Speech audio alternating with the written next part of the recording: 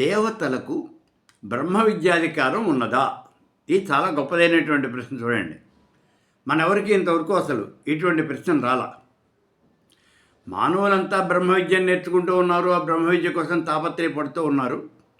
దేవతలకు కూడా బ్రహ్మ విద్య తెలుసుకోవచ్చా, వాళ్ళు కూడా తెలుసుకునే అధికారం ఉన్నదా అసలు అనేది ఇక్కడ ప్రశ్న. అధికారం ఉన్నది అని చెప్తున్నారు. ఎట్లా ఉన్నది? ఎందుకంటే దేవతలు ఏమీ కూడా శాశ్వతమైనటువంటి వాళ్ళు కాదు. వాళ్ళు కల్పాంతం వరకే ఉంటారు. ఆ కల్పాంతాన వాళ్ళు కూడా వాళ్ళ యొక్క రూపాన్ని చాలించేసి పరబ్రహ్మలో లీనమైపోతారు. అందుకని వాళ్ళు కూడా, దేవతలు కూడా శాశ్వతమైనటువంటి ఆనందం కావాలి అని ప్రయత్నం చేస్తూ ఉంటారు. శాశ్వతమైనటువంటి ఆనందం, ఆ శాశ్వతమైనటువంటి ఆనందం కావాలంటే అది ఎట్లా వస్తుంది? మనకి బ్రహ్మ విద్యతోనే కదా. అందుకని ఆ బ్రహ్మ విద్యను నేర్చుకోవడానికి, బ్రహ్మ విద్యను తెలుసుకోవటానికి వాళ్ళు ప్రయత్నం చేస్తూ ఉంటారు.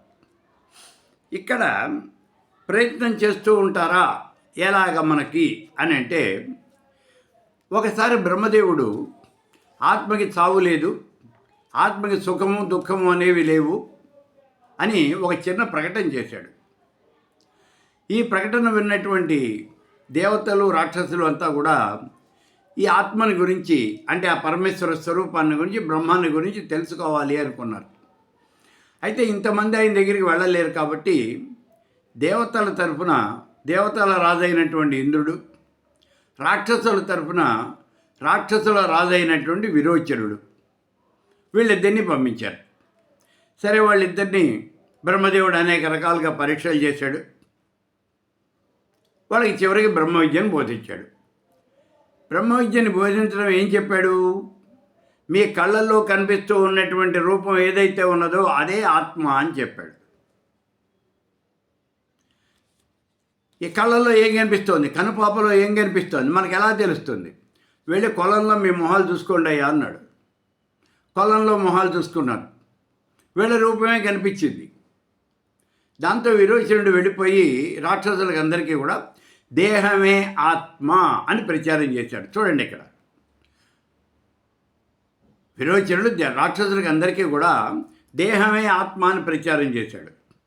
అయితే ఇంద్రుడికి అనుమానం వచ్చింది, ఇదేమిటి మన రూపమే ఎందుకు కనిపిస్తోంది అని. మళ్ళీ బ్రహ్మదేవుడి దగ్గరికి వచ్చాడు. ఈ బ్రహ్మ అనేక రకాలుగా ఇంద్రుని పరీక్షలు చేశాడు. చివరికి ఇన్ని రకాలుగా పరీక్షలు చేసి ఇప్పుడు ఆ ఇంద్రుడికి బ్రహ్మ విద్యను ఉపదేశించాడు. ఏమని చెప్పాడు ఇక్కడ? ఓ ఇంద్ర, నీ పట్టుదలకి నేను చాలా మెచ్చుకున్నానయ్యా. ఆత్మానుభవం పొందటానికి నువ్వు పూర్తిగా అర్హుడివి, నువ్వు అర్హత కలిగి ఉన్నావు. ఈ శరీరము అనేది అశాశ్వతమైనది. ఆకర్షణ నాశనం కాగానే శరీరాన్ని మృత్యువు కబళిస్తుంది. శాశ్వతమైనటువంటి ఈ ఆత్మకి అశాశ్వతమైనటువంటి ఈ శరీరమే ఆలవాలము, అదే ఆవాసము అని. శరీరం ఉన్నంత కాలంలోనే, ఈ శరీరం ఉన్నప్పుడే ఆత్మకి సుఖము దుఃఖము గుణదోషాలు అన్నీ కూడా అంటూ ఉంటాయి. వాటన్నిటితోనూ అలమటిస్తూ ఉన్నట్లుగా ఆత్మ కనిపిస్తూ ఉంటుంది. వాటన్నిటితోనూ సతమతం అవుతున్నట్టుగా కనిపిస్తూ ఉంటుంది. ఈ ఆత్మ అనేది శరీరంతో సంబంధం ఏర్పరచుకోవటం వల్లనే జీవుడికి సుఖము దుఃఖము అనేది కలుగుతూ ఉన్నదయ్యా. శరీరం నుంచి ఆత్మ కనుక విడిపడినట్లయితే ఆత్మ ఇంకా సుఖము దుఃఖము అనేవి ఏవి ఉండవు, అన్నిటికీ అతీతమైపోతుంది. భౌతిక విషయాల నుంచి విముక్తి పొంది ఆత్మని మనస్సుకు ఇంద్రియాలకు విలక్షణమైనది అని మనం గ్రహించాలి. ఆత్మ విపరీతమైనటువంటి తేజోమయమైనటువంటిది అని గ్రహించి అనుభవం ఉన్నటువంటి వాడు, జ్ఞాని అయినటువంటి వాడు ఆనందిస్తాడయ్యా. ఆత్మజ్ఞానం పొందినటువంటి వాడు మోక్ష సామ్రాజ్యంలో విహరిస్తాడు. ఇది కావాలి అంటే శాస్త్రోక్తంగా ఒక గురువు దగ్గర శుశ్రూష చేసి, ఆ గురుకులం నుంచి సమావర్తనం పొంది ఇంటికి వెళ్ళి గృహస్థాశ్రమం స్వీకరించి మళ్ళీ నువ్వు నీ యొక్క జీవన విధానాన్ని సాగించి మళ్ళీ శిష్యుల్ని నువ్వు తయారు చేస్తూ యజ్ఞయాగాది క్రతువులు చేస్తూ ఇలా నీ యొక్క ధర్మాలు కనుక నువ్వు పాటించినట్లయితే అటువంటి మానవుడు ముక్తి పొందుతాడయ్యా. అతను మళ్ళీ భూలోకంలో జన్మించడు.